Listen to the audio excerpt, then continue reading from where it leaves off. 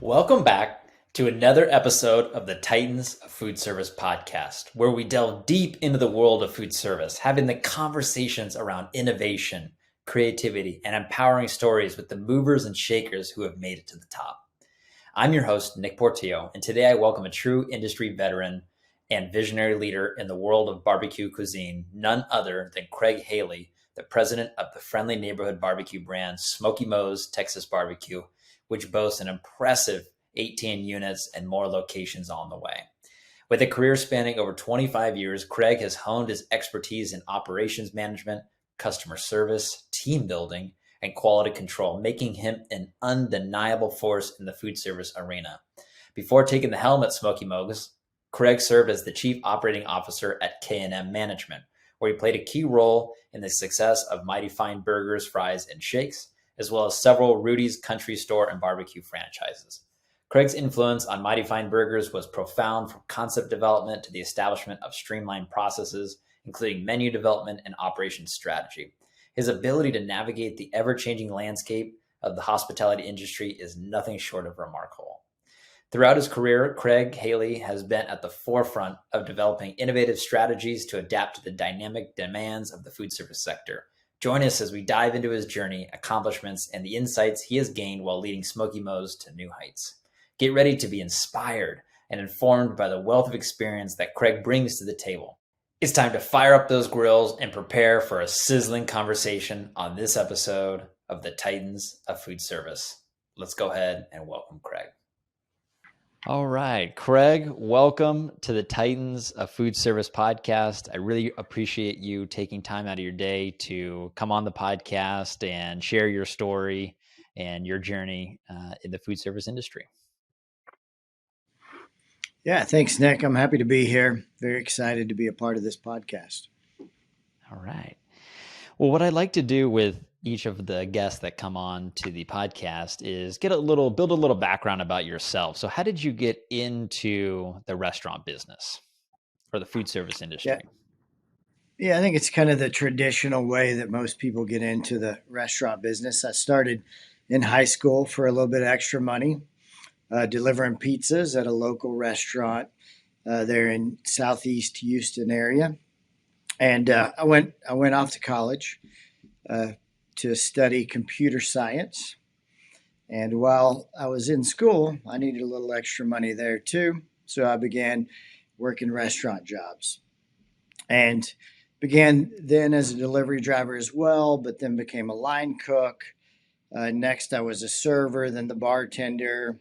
Then while I was in school, I became a restaurant manager and just really loved the restaurant industry, and it kind of changed my career path due to that love. I love that. Where did you go to school? So I went to Texas A&M University in College Station. The Aggies. Yeah, gig 'em.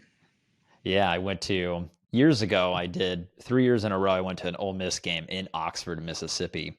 And I believe it was the first year I went, they played the Aggies. And I remember my flight from California to Mississippi, I had to stop in, I think it was in Houston, and the amount of Aggie fans that were there in the airport on their way to the game. I mean, it's a different culture out there for sure. I'm a big USC football fan, but the culture is a lot different than what the SEC has to offer. Yeah, SEC football, there's nothing like it. It really is a passion and something that just the fan base it's amazing to be a part of a school that loves football as much as A&M does, and all the SEC schools, to be honest. Yeah, absolutely. So you're a computer science major. What did you think you wanted to do with that major coming out of college? I wanted to go into programming, and it was an interesting time to go into computer science because the internet. So I went to school in 1991, and the internet was not anything anybody had heard of in 1991. And by 1992, it was a thing. So I went into school and we were doing Fortran and COBOL and basic programming. And then all of a sudden the industry changed really overnight. And so it was really an interesting time to be in school for computer science.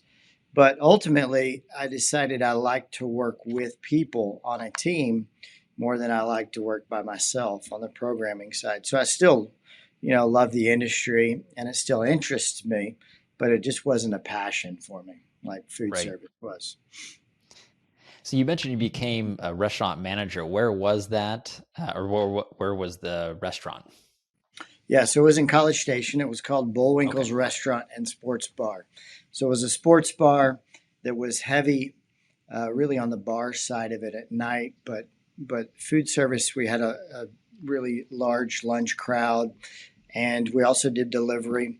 So it was a very exciting place to work because we were incredibly busy at times.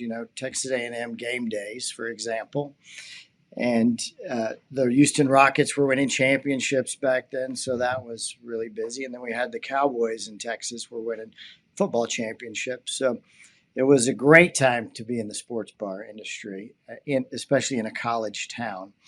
Yeah. And so that part of it, that when you got really busy and the team had to get the plates out and work as a team, and just the fun of that experience, and really the stress and the problem solving and all the things that come with it, was it just really lit a fire under me and was something that I loved to be a part of. That's awesome. That's really cool. When you look back at your time at Bullwinkles, is there any like important lesson that you learned or like a specific moment that sticks out to you where you overcame some sort of obstacle and it's helped you here now later on in your career? Yeah, I think working there, really the part that has helped me was the understanding of how each job works together and the Okay. different personalities. Managing personalities is incredibly important, especially in a casual dining restaurant. You've got the servers who are extremely focused on making as much tips as possible on each shift. And then you've got the kitchen who, they're back there producing food and trying to go fast and keep it accurate and keep the quality high, and how all that works together. I think learning the system of creating the right teams and putting people into the right places in your restaurant so that you could be as successful as possible. Working in a restaurant like that, if we had the wrong guy that was calling tickets, for example, it could create a disaster for the restaurant. Basically, the whole thing could go down in flames, and it could take us hours to get ourselves out of the hole Right. that we dug. But with the right people in the right places, we could be really successful. So I think that the learning about the personalities and how to put people in the right places is something that certainly is important in every really industry, but incredibly important in the restaurant industry. Yeah, absolutely. It sounds like too, just the location that you were at, all of the large sporting events going on. There's a lot of coordination going on. So if you don't have a cohesive team all working together with the right people in the right places, it'd probably just be chaos. Yeah, it could be chaos, and was at times, right? I think that's Sure. part of the learning process in restaurants, is that there's failure, and if you choose to learn from the failure, then the next time that happens again, you generally do well. And if you don't choose to learn, then you end up failing over and over again. And I think that's a That's pattern actually some restaurants get into, is they just continue to replicate failure. And obviously, a guest will give you a second chance, but a lot of times they won't give you that third chance. when it comes to failure at restaurants, what are some of the more common things you see restaurants, areas they drop the ball? Yeah, I think it comes to the things that matter to the guest. And so that starts with the food, right? I mean, Mhm. we're in the food service industry. People are trading their money for the food. That's what the actual transaction is, for the food. So I think at times where they fell is that quality is important philosophically, but it's not important in the moment anymore for people, right? So Hmm. while they're when they get a little bit busy, or when they see that there's not something that's not perfect, instead of handling it and coaching that team member, it becomes, well, it's good enough. And I think what good enough does is it ends up being lower, as you go forward in time. So really Right. creating the standards with the team and understanding what your food quality standards are, and teaching and training and coaching to that standard all the time. I think that's incredibly important. And that's something that you see that restaurants tend to fail at. I think the other thing is really not understanding what's happening for the guest. I think this is what I probably coach the most with the managers and the leadership in our restaurants, is like, y'all aren't looking at this process that we're doing, or even what's happening in your restaurant right now, through the eyes of the guest. If they walk up to the counter and they're wanting something from the team, they're not thinking, hey, I'm sure they have five other things going on, and uh, and maybe they don't have a spare moment right now, that maybe this isn't a convenient time for them. Would be, they're Right. not thinking that, right? They're thinking, hey, I'm here and I need something. And so sometimes our team thinks, oh, that guest will be fine, for example. And so they might ignore them for 30 seconds. And it's like, for the guest, what you're telling them, if you're looking at it through the eyes of the guest, you're telling them, hey, you're not that important to me. You're not that important to us. And so you've changed their whole perception of your establishment just through that one little interaction. And that's just one example.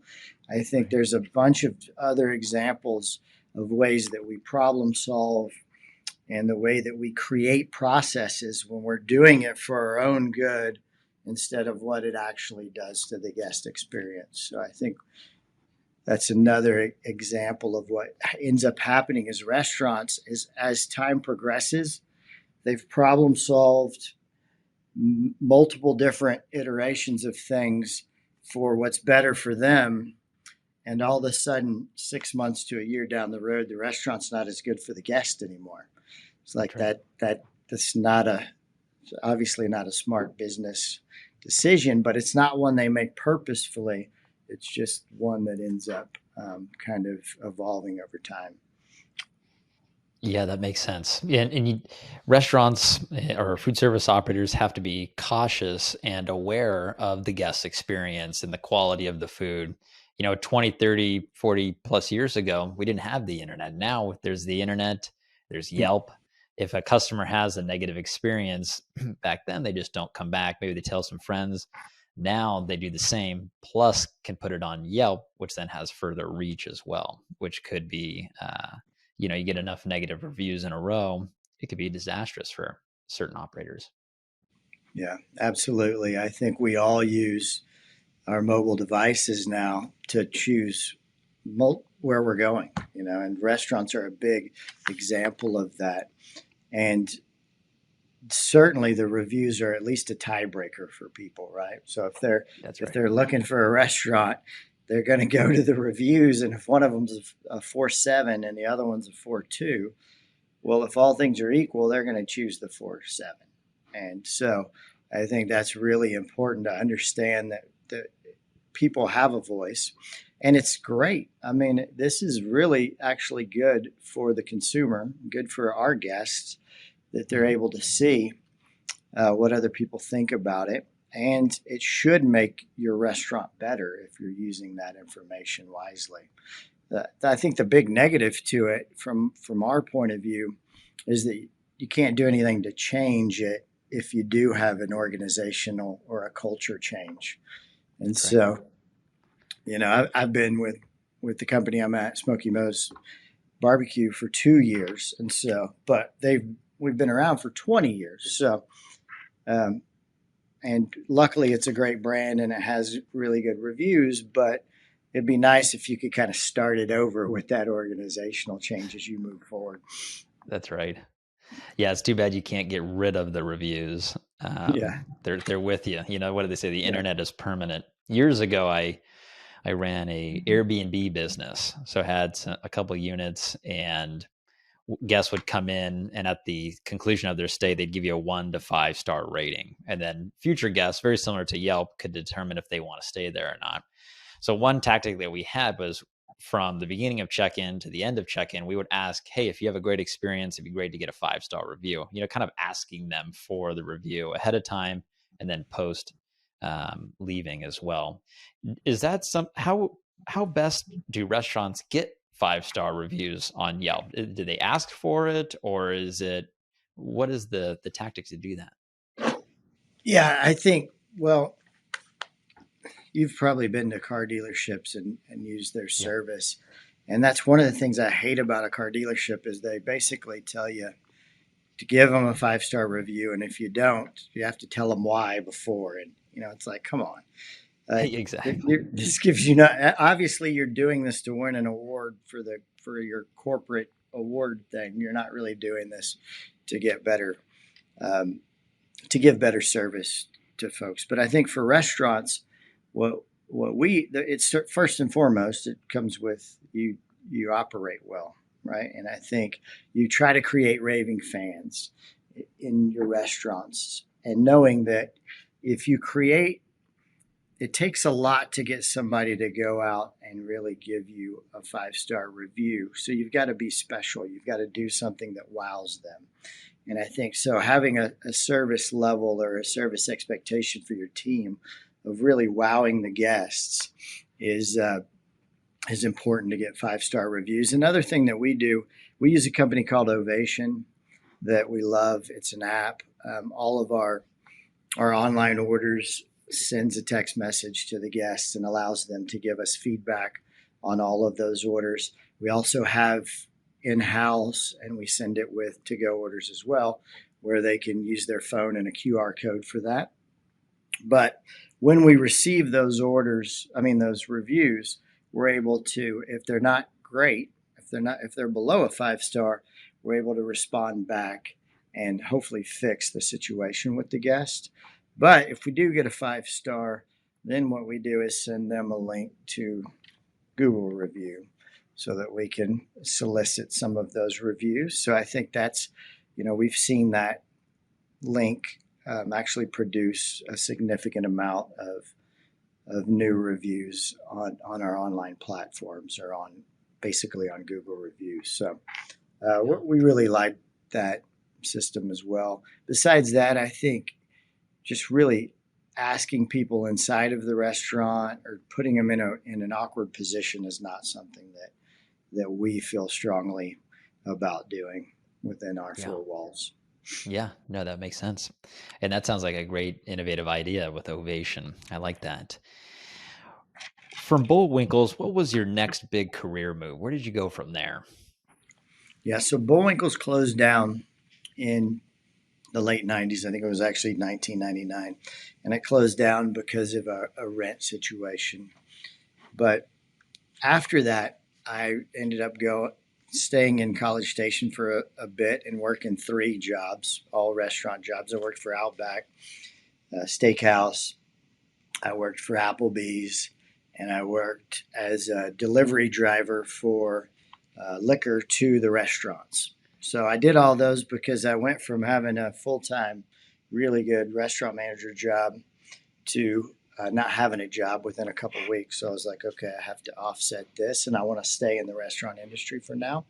So I went back into hourly roles, and I did that for about 3 weeks while I was looking for jobs, and I got an application, or I got a referral for a restaurant in Austin, which was Rudy's Country Store and Barbecue in Austin, Texas here. So Rudy's, we were a licensed area developer that had all of the Austin area that we could build our Rudy's in.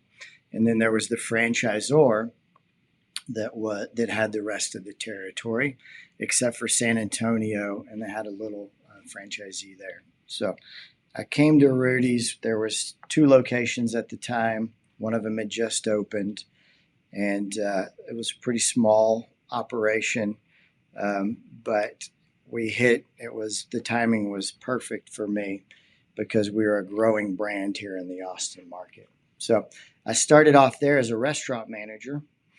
And within a month, actually, while I was in training, I moved to kitchen manager.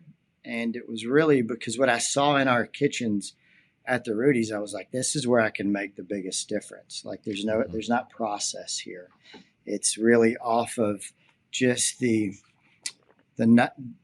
just the knowledge that the cook has in their head about what they feel like they should do. So, you'd come in some mornings and they would have a lot of leftover turkey, for example, and the next day they might run out early. So they weren't using pars or processes, and there wasn't a real good system inside the kitchen. So I thought, man, this is an area where I can make a difference. This is something that I actually tell people all the time. I'm like, look for an area where you can really create success and you can make a difference, and then jump into that. So I was kitchen manager for a few years, and then I became a general manager of one of our restaurants here in Austin. We grew that brand to 5 stores, and we had the number one sales per square foot store in Texas. That was the one I was the GM of at the time. It was this restaurant that was doing about $11.5 million at that time. So really What? high volume sales. That's just one unit? One unit, yeah. And we had another couple Wow. that were over 10. So we had 3 stores all over 10 in the late 2000s, that first decade of 2000. And That's that impressive. extended on, obviously, into 2022. But we had built them to that level at that time. So we also won a couple of awards, like we won the Texas Quality Award. We were the first restaurant to win that. And then we were the second restaurant that won the Malcolm Baldrige Quality Award, which is the highest quality award in the United States. So that was an awesome experience. But we also, what was really great about that experience for me there at K&N Management, which was the company that owned the Rudy's Barbecue, is we also built another brand, and that was Mighty Fine Burgers, Fries, and Shakes. So we built that from scratch, which was a tremendous amount of fun. We had a great leadership team. We went out and we benchmarked all the great brands, all the great burgers. We got to eat burgers for 6 months and travel around the United States. So who wouldn't love to do that? Right. And then we built that brand. And so I was there at K&N Management until the owners of the company had a transaction and actually sold Rudy's back to the franchisor. So 22 years I was there at Rudy's Barbecue and Mighty Fine Burgers. Wow, I'm sure a lot of lessons learned along the way too. And you've kind of mentioned that it seems like operations is a strong suit of yours and a passion within restaurants. Yeah, I love the operations side. I've talked about it a number of times, but the problem solving, the determining the best way to run your processes within your business, how you can make them faster, higher quality, better, more replicable. I think that's important as well, and really easier to train and coach. And then the other side of that is really understanding the operations from the guest side. I mean, that's a huge passion of mine, and one that I think translates really well into just building an organization. So, yeah, I would say, looking back, like my favorite job in the restaurant industry, even more than what I'm doing today, was really being a general manager. Like that was you were running your own store. Like we had 75 team members in that store. We were doing 11.5 million at the time, which would probably be like 17 or 18 now with inflation, or maybe more than that. Who knows? But we built a breakfast program from scratch where we went.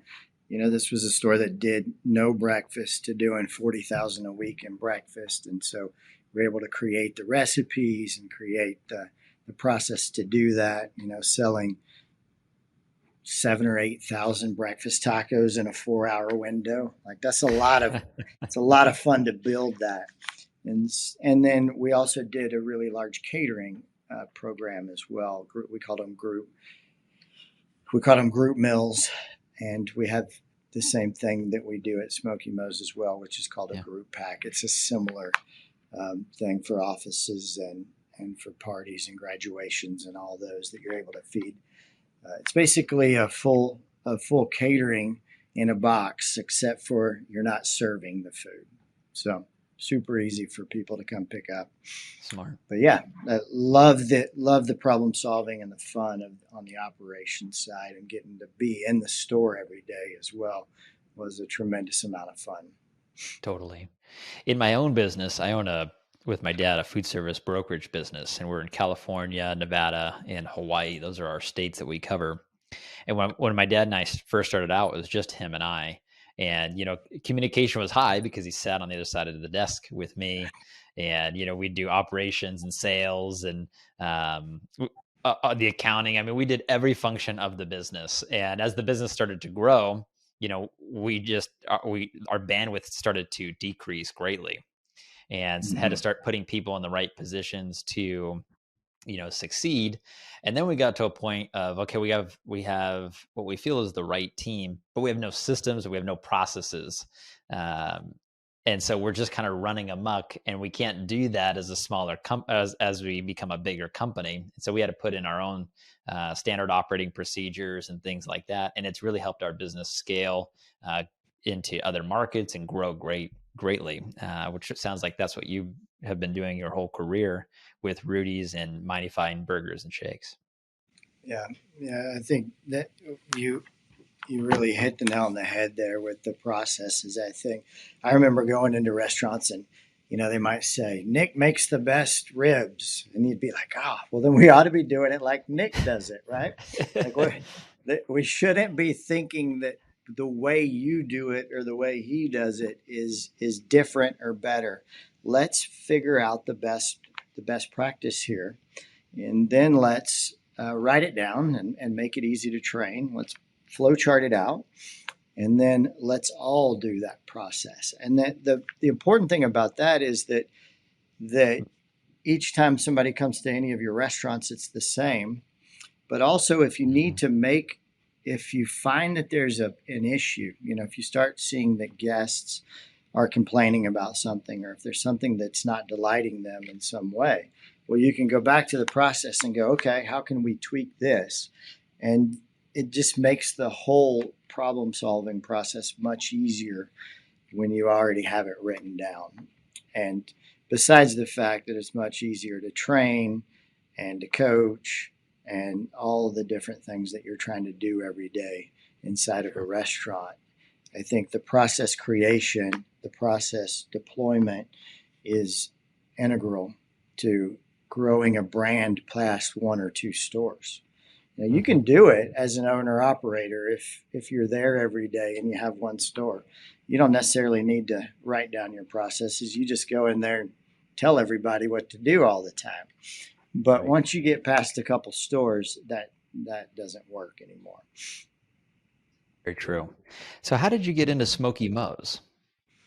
Well, so Smoky Mo's, what's interesting about Smoky Mo's and just how it kind of connects with me is that the Mo of Smoky Mo, his name was Morris Melcher, just a fantastic guy. He worked with me at Rudy's Barbecue 22 years before I took this job. And is just an incredible American success story. He left that job and he was like, I'm going to start my own business.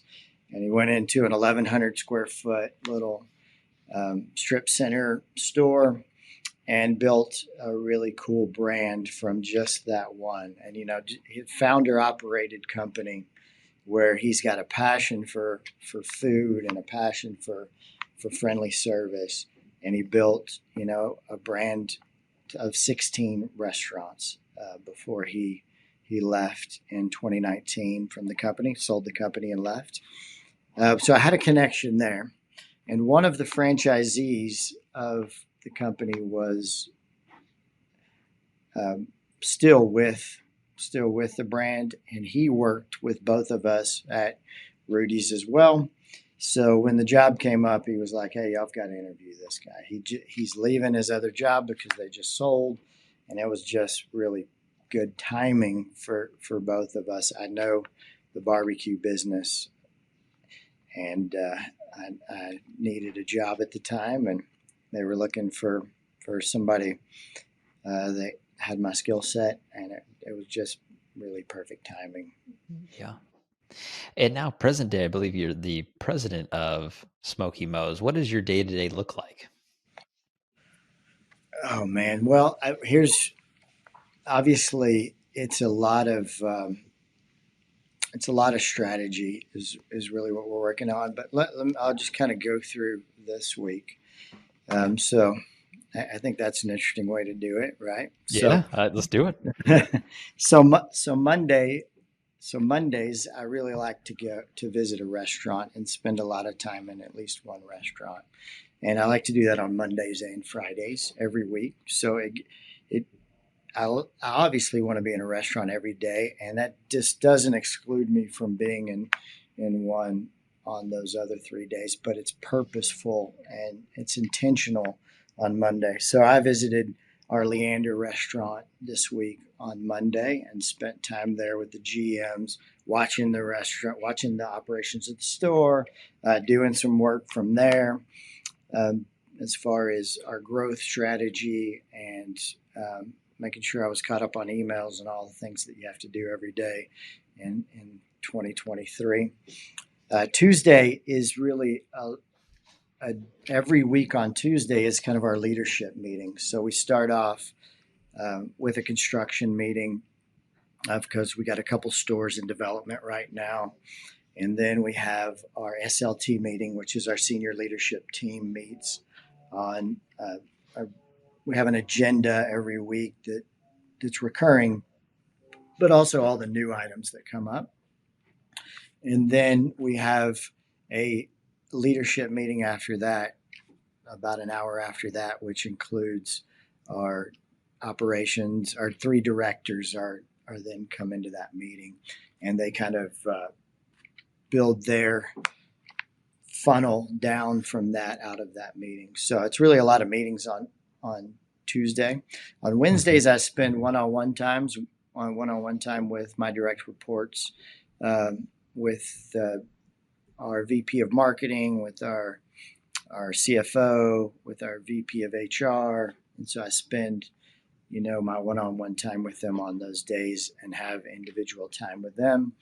And I also had lunch with just a colleague in town on Wednesday, so it was kind of a networking thing. I try to do that. I try to do at least one lunch a week with somebody in the restaurant industry or the service industry and just spend some time. And then yesterday we spent all day we brought in our GMs for an all hands GM meeting. And we do this every 2 months. And the purpose of that meeting is to kind of set the vision for what the next 2 months are like, and just how we can do better and get some face-to-face time with them. So that only happens every other month, but that took up a lot of time this week. And then today I spent some time in another restaurant this morning and spent some time with our CFO on figuring out how we're going to handle debt and EBITDA and growth and all those fun finance things for how we're funding growth for new stores in the future. Sure. What are some of the goals that you and your leadership team are pursuing? So we have two real strong strategies right now. One is Mo guests, so we call it Mo guests. So bring Mo guests. I love that. So the idea of that is to grow our guest count and same store sales in our legacy stores and our existing stores, and then build new corporate stores, which I just mentioned that we've got one in construction. We've got another couple leases that are coming down the pipeline right now. So build new corporate stores and grow corporately. And then we've got a franchise growth strategy element of that as well. So really bringing barbecue to Mo guests is one of our strategy in those three ways, with a marketing component obviously is a heavy component of that as well for each of Mhm. those. And then our other one is um, based on teams. So building better teams. Right now, we're putting a lot of focus, and this is I think it's the people. It comes down to the people. Everything you can have a great brand, you can have great processes, you can have great recipes, but if you don't have the right people, you're generally going to struggle. And so, uh, it's really about hiring and retaining and keeping the best people, developing and training, and all the things that go around building better teams. So that's our other strategy right now. And we spend a lot of time on that because I think that's really those two strategies. If we can execute those well, then it's really setting Smoky Mo's Yeah. up for the future. On the employee retention piece, I'm curious because I would imagine in the areas that your locations are that there's other restaurants there. How do you essentially retain your employees, and how do you keep them within your organization? Yeah, I think for us, it's well, we have competitive pay. I think it starts with that. Everybody wants to be paid competitively. We have a good benefits program, all the things that you got to check the box of that are the minimum requirements. And then what we really focus on that we feel like is a differentiator is energy and fun. And we believe, especially in the restaurant industry, people should come to work and they should have fun. Like it should be a fun place. It should be enjoyable to be there. Of course, it's still work. It may not be the place you choose to be if you could choose anywhere, but it's a necessity. It's important, and when you're there, let's make sure that we're focused on having fun. I think the other thing, it well, two other things. One is that we believe in hiring from within and moving people from within. We believe Mhm. in building leadership. So there's career path. I think that's something that Smoky Mo's offers. I think any restaurant does, but we're not doing it out of the necessity of, oh, we got to have a manager, so we'll put, the best person. It's no, let's put people on a path so they can be successful and so they can build a career out of this if they so choose. And let's make sure that we give them the time needed to be there. So that's an important strategy for us. The other thing that I think that we talk about a lot that's 100% true about restaurants, but most people don't realize is that this job really matters. Like people have to eat. That's one That's right. thing you say all the time. It's a necessity, right? Most people don't fast at all. Very few people fast for more than a day. So most people eat 3 meals a day. It's a necessity. You pretty much have to do it, or you get hangry. I think is one thing, and honestly you can't live without eating. It's certainly a necessity. So you take this daily necessity, and if you understand the impact that you can make on that in somebody's life, it matters what you do. Like Mhm. if you sit down and eat good food, it makes your day better. It makes Yeah. your moment better. It gives you some pep in your step. It gives you something to go share with your colleagues and your friends. It's, man, I just had this great meal. It was awesome. It creates an energy and an excitement and a positive outlook that you didn't have before you came in. If somebody treats you well, it can change your day. I mean, it really matters. Service matters. So if Mhm. you come into a restaurant and they are pleasant and friendly and nice to you, but they also are urgent with you, that they move quickly, they hustle, they care about you. You walk out of that restaurant feeling better about everything, but especially better about the people that you're around that day. You're less likely to get road rage, for example. You're less likely to get mad at somebody. You're in a better. You feel better personally, about the people that you're around and yourself. And I think that's what we really try to teach and train and coach our people is, hey man, this is important. What you do matters. This may not be a career for you, but when you're here, you get to make a difference. And so I think that's something that keeps people at Smokey Mo's a little bit longer maybe than they do at other restaurants. We haven't really struggled on the hourly side since 2020 for staffing. We've done really well. Obviously, everybody struggled during COVID because Mm-hmm. a lot of people didn't want to leave their house, and rightfully so. They were Mm-hmm. scared. And so it was tough to get people to work for a short period of time. But since then, we've actually done really well through, I think, some of these shared vision and values that we have inside the restaurant. Yeah, I think that's great that's to the hear. other thing that really matters too is you have to have some sort of shared values inside of your Mm-hmm. company to keep people. They want to understand what they're a part of. They're not there just to be to sell food. That's not fun. There's nothing really valuable about that. Maybe they'll stay because it's the best job they can get in the moment or the money's right or whatever it might be. It's close to their home. But what they really want to be a part of is an organization and a camaraderie that they share those values with. And so for us, I think we've defined those values. Everybody inside of our organization knows them from the person that started last week to every person in our office knows all of those. Our mission, our vision, the promises that we make to our guests, and our core values as well. Every person inside of the organization knows that. It sounds like you have a very well-run organization, and it's no surprise that you've been able to grow your business to 18 locations, which is by no means an easy feat. To be able to replicate the same or very similar experience across 18 different physical locations is very difficult to do. So kudos to you and your team. Yeah, thank you. I think that's true. It also for us, we're looking at where we're going, so Hmm. it doesn't feel like we have a whole lot to celebrate in that way right now because we know we're getting better every day. And so it's really nice to be where we're at with 18 stores, but we're also thinking, man, just wait till next year.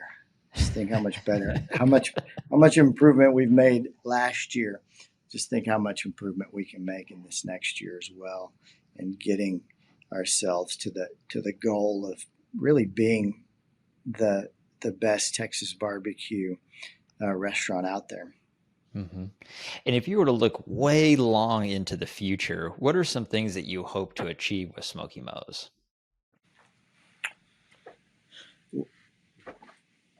So our vision is to be the best neighborhood barbecue in Texas. Hmm. That's the vision that we have for our company. And we believe we're positioned to achieve that vision. I think for us, we really want to grow corporate stores. We want to build leaders. And then on the franchising side, we think that's really the best way for us to grow Yeah. outside of the Austin area. So I think most of what we're focused on right now is really that corporate store and franchise location growth. And we're obviously really excited about that. I think for us, that's our short term and really the next 3 to 5 year goals is really around the growth of the company in store units and continuing to build those units.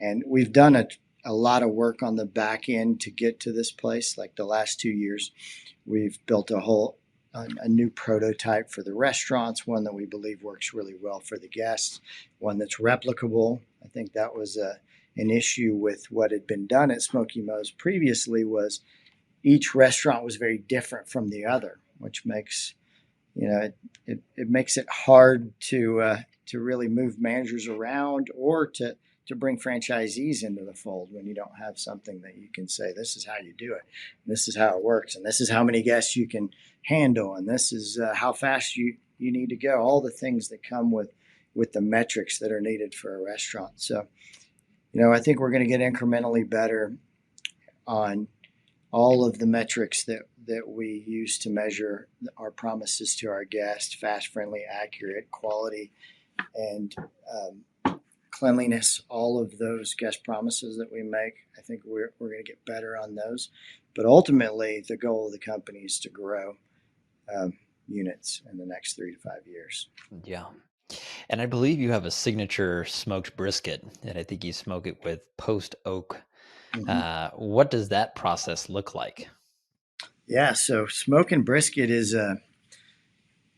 not easy. It's one of those items that, I mean, I think it feels like you need to have an artist to do it, Hmm. and or a pit master. And so that's one of the areas that we know is super important to be able to teach and train and coach new franchisees or new team members too.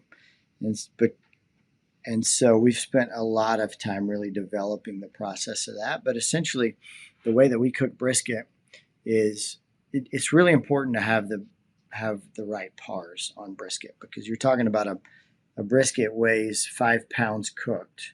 It Hmm. starts off 10 pounds, 10 to 12 pounds, and then it loses half of its weight in the cooking process and the trimming process. So when you buy 20 pounds of brisket from your distributor, you get 10 pounds of brisket to sell, which is an interesting thing. Most other foods aren't like that. So you got to get That's your right. pars right, because it's a big piece of meat, right? And so we spent a lot of time really developing a system that uses our tech to create pars for each individual store on a daily basis. But the process of cooking the brisket essentially is we load 75% of our brisket at night, 8 to 9 p.m. at night. Those cook overnight, and the next day we pull those briskets in the morning and we load the other 25% of brisket that morning. And so it's a 10 to 14 hour cook for brisket. And each brisket is pulled for individual doneness. You're not able to pull briskets on time, uh, essentially because they're all different sizes, Hmm. and maybe they have a little bit different tenderness to start with as well. So some of them you need to render uh, the amount of fat that's in each one. You have to render that connective tissue, the part that makes it tough, to a level where it's right. So that's the hardest part, is to teach that how to fork the brisket to determine tenderness. But it's something that I believe that we've perfected the training on, and we've had great success with that. So And I know you do all your smoking in house. Does that mean at the individual locations, or do you have like a central commissary where you do the smoking and then it goes out to the units? How does that work? yep, all of our food is smoked inside of the restaurants, the individual Wow. restaurants. We believe that's incredibly important. You know, there are restaurants out there that cook and do commissary brisket, but the quality's just not there. It's not the same. Essentially, what you're doing with that is you're reheating brisket, and there's certain meats that you can't reheat well, and I think brisket is one of them. It ends up being dry. It ends up Mm. um, not. It's very hard. It falls apart. It's very hard to hit it just right when you're trying to reheat it as well. So we don't reheat any of our brisket.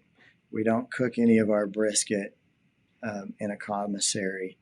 We do sometimes have to transfer brisket from one store to the other, but that's not a. It doesn't happen very often, and the process it stays up to temp and all the things that you need to do to make sure that it doesn't reduce temp and then have to be reheated. So, yeah, it makes I think in some ways it makes the build out a little different for us than some of the other restaurants that do barbecue, but it's super important for us to make sure that if we're going to be Texas barbecue, we believe we need to cook on site. Just put it that Totally. way. Yeah, no, that makes sense. I'm curious, what advice would you give to people out there that are in the restaurant industry or in the food service industry and would like to become a president of a restaurant chain or a chain of restaurants in the future? Oh man, to they want to be a president of a restaurant chain. I think it comes down to, well, you got to put in the time. I think you really have to know how the restaurant works. You can't. It's very difficult to come from another industry, I think, and to come into the restaurant industry. And you can do that with other industries. You can you can be a president of one and just go to another one. I think for restaurants, it's a little bit more difficult. So I think you've got to put in the time really understanding the operation side of the restaurant. I think you've got to you've got to have a passion for it. Like if you don't love restaurants, you don't love the industry, it's going to be like beating your head against the wall because it's a lot of challenge. Hmm. And I think you've got to understand really about the way to build culture inside of an organization with small groups of people. I think culture change is really hard. It takes time. I think patience is an important attribute for somebody who's coming into a role like the president or CEO of a restaurant. You've got to be patient. You can't underestimate how long it takes to fully implement change. It seems easy, right? You just tell somebody to follow a different recipe and all of a sudden they'll change it. It's like, no, you've got to set up a way that you're able to audit that and build the habit. People don't just change habits, and because you wrote them something and you sent it through the pipeline or you had a meeting and told them to do it differently. It takes a lot of effort to make some of those changes. Right. I like that.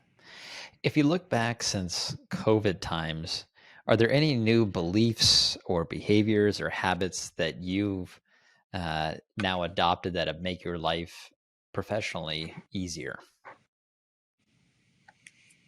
Well, I think we've embraced in all industries, we've kind of embraced the ability to not have to meet face to face. And I think that helps. Zoom meetings are, that's basically what we're doing here. They certainly aren't as good as maybe meeting face to face for everything, but they make your time a lot more effective. So we've embraced the idea of being able to gather together and do meetings. So for us, for example, we have 18 stores, and we like to meet with the GMs on a weekly basis.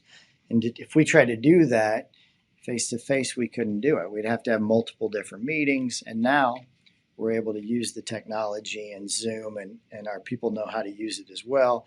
And we're able to have effective meetings offsite. I think that's one thing that's changed for me. I think in the restaurant industry, the thing that you see that's probably been the most different is we've really had to embrace the tech side of it, which is the online ordering, the ability for our guests to interact with us through their mobile devices. We've had to make sure that all of the ways that they interact with us work right for them. And then secondly, we've got to be able to execute inside those four walls. I think what we saw a lot with COVID is that at the beginning, everybody's systems failed because all of a sudden all the orders were online. And so it just didn't work. Like we didn't have enough to go containers, and we didn't know how to do all the tickets. That you get 50 tickets all at once, and there was no throttling involved. And it created a whole lot of havoc and chaos for a month. In our restaurants, and some restaurants it took many months to figure it out. But it took that chaos. What we did see, though, coming out of that, or what we still see, I think is lacking, is the folks that come into your restaurant. I think the service level has dropped for them. And so we see that as an opportunity. We look at that and go, okay, well, if, our competitors aren't going to perform really well and when people come in, if we perform really well, it will make a difference to them. And I think we've really spent time over the last 6 months to a year of training people on things that we thought they should have already known, which is how to greet a guest. I mean, we wore masks for a year and a half, right? We all did, and so That's you didn't right. even have to smile for a while. You didn't you you didn't have to smile. Most of the business was coming over there through that third party, so everybody was, or not third party, but through your online ordering. So everybody was focused on that, and the customers that were coming in didn't seem as important. And then you also had this barrier between you. You had plexiglass up in a lot of cases, and so we've had to really go back and really train that in-person service. And I believe that guests really want that too. You know, that's something that they're craving is to walk into a restaurant or any place of business and be treated well and be treated like they matter. You know, I know that's an experience. We go to restaurants, right? I'm sure you go to restaurants as well. And I think we've all seen, man, they're just not, it's different now. You'll go to a restaurant that's casual dining and half of their tables will be empty, but they'll have you wait 45 minutes. And you're like, this is crazy. You know? Or you walk into a convenience store and they'll have one person running the whole store and two people stocking, and you'll be like 7 deep. And you're like, man, what is going on? Like they're not noticing the in-person guests anymore. And so I think as a overall COVID probably thing that's happened, or an effect of COVID in the restaurant industry has been that we've lost a lot of our ability to give, for that to just be understood of how you're supposed to behave and how you're supposed to act with those in-person guests. So, like I said, we kind of like it right now because we think, okay, if we can fix this first, it's going to be a pretty big competitive advantage for us. But personally, like when I go out to restaurants, I don't really like to experience that. So it's one I hope we fix soon across the board in the restaurant industry. Absolutely. Well, Craig, I just wanted to say thank you so much for taking time out of your day. I love how you structure your weeks, by the way, your Mondays, Tuesday, Wednesday, Thursday, Friday, how they're very structured. I like that. It's very clear. I like the clarity. But again, I just want to say thank you for taking time to come on the podcast, share your story. I know people out there, this story will resonate with them. And there's a lot of great nuggets that you gave as well. So thank you. Hey, thank you so much. I appreciate just a chance to share my passion with you and anybody who listens to this podcast as well. So have Absolutely. a great rest of your week. You too. Thank you, Craig. All right. Thank you.